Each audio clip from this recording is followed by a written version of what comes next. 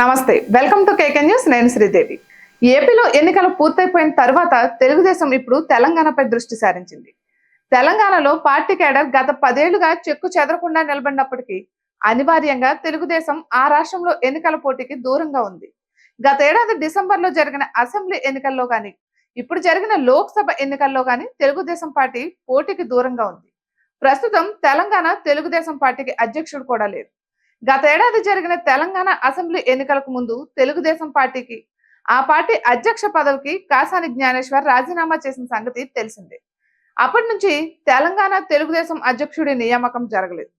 అయితే త్వరలో తెలంగాణ అధ్యక్షుడి నియామకం చేపట్టనున్నట్లు చంద్రబాబు తెలిపారు. తెలంగాణలో త్వరలో జరగనున్న స్థానిక సంస్థల ఎన్నికల్లో పోటీకి సిద్ధంగా ఉండాలని పార్టీ కేడర్కు నేతలకు పిలుపునిచ్చారు. ఇక రాష్ట్రంలో పార్టీ బలోపేతంపై దృష్టి పెట్టాలని చెప్పారు. స్థానిక ఎన్నికల్లో యువత ప్రాధాన్యతకు పెద్దపీట వేస్తామని చెప్పారు. విదేశీ పర్యటన ముగించుకుని స్వదేశానికి తిరిగి వచ్చిన ఆయన హైదరాబాద్ జూబ్లీ హిల్స్ లోని తన నివాసంలో పార్టీ తెలంగాణ నేతలతో భేటీ అయ్యారు.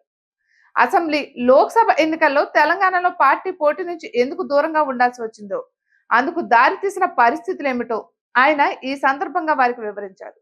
తెలుగు జాతి ఉన్నంత వరకు ఉభయ తెలుగు రాష్ట్రాల్లోనూ తెలుగుదేశం ఉంటుందన్నారు. ఆంధ్రప్రదేశ్ లో పరిస్థితులు, పరిణామాల కారణంగా కొంతకాలంగా తెలంగాణలో పార్టీ బలోపేతంపై దృష్టి పెట్టలేకపోయినట్లుగా చెప్పిన చంద్రబాబు ఇక నుంచి తెలంగాణపై దృష్టి సారిస్తామని పేర్కొన్నారు.